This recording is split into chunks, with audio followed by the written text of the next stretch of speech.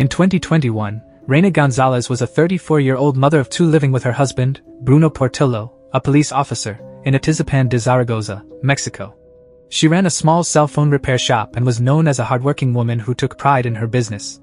Her life appeared ordinary and peaceful, centered around her family and her work. Among the many people who visited her shop was a 72-year-old butcher named Andres Mendoza. Mendoza was a familiar face in the community, and had built a reputation as a generous and helpful man.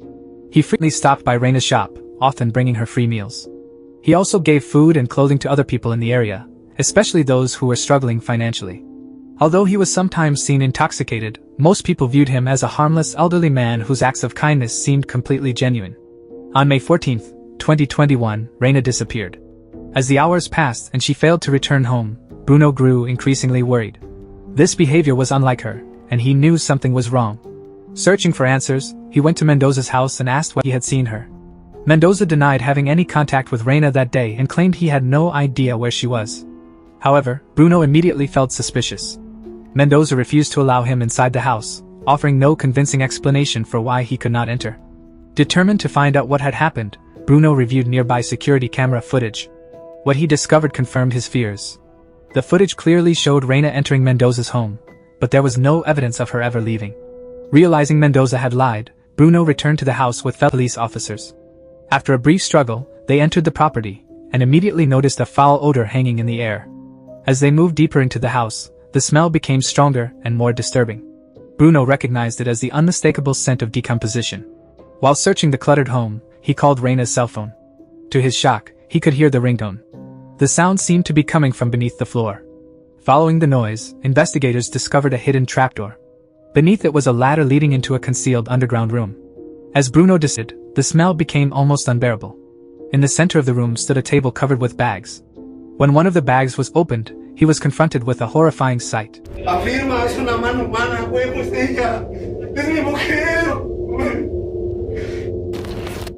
Inside were the dismembered remains of his wife. Overcome with shock and grief, he rushed from the room and called for additional backup, struggling to process what he had just witnessed. As investigators expanded their search of the property, they began uncovering evidence that suggested Reina was far from Mendoza's only victim. Throughout the house they found personal belongings belonging to numerous women, including jewelry, purses, photographs, identification cards, cosmetics, and cell phones. Among the items were voter identification cards belonging to women who had vanished years earlier. The deeper authorities dug, the more alarming the picture became. The investigation took an even darker turn when officers discovered a collection of VHS tapes and 8mm film recordings. The footage reportedly documented Mendoza's crimes in horrifying detail. Investigators claimed the recordings showed him murdering victims, dismembering their bodies, and carrying out acts of mutilation that were almost impossible to comprehend.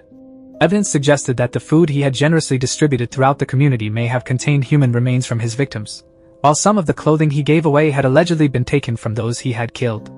For years, he had hidden behind the image of a kind and charitable neighbor while concealing a reality far more disturbing than anyone could have imagined.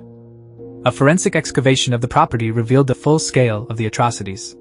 Thousands of bone fragments were recovered from beneath the house. Experts estimated the remains belonged to at least 19 individuals. Investigators suspected the true number of victims could be much higher. The discovery transformed the case into one of the most shocking serial murder investigations in Mexican history.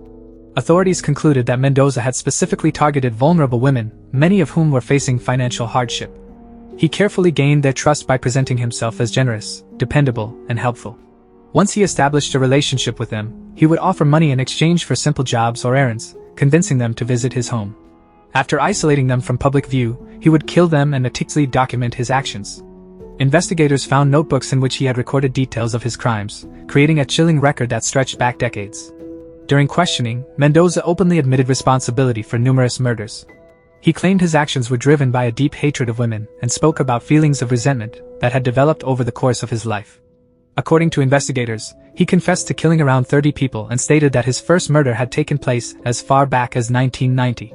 Unlike many offenders, he did not attempt to deny what he had done. Instead, He accepted responsibility and cooperated with investigators, openly acknowledging his crimes. Despite the overwhelming amount of evidence uncovered during the investigation, legal complexities made it difficult to secure convictions for every suspected murder. Ultimately, Mendoza was officially convicted for the murder of Reina Gonzalez and another woman killed in 2019. He was sentenced to life imprisonment. Recordings recovered from his home have never been released to the public, and authorities have indicated that they likely never will be because of their graphic and disturbing content.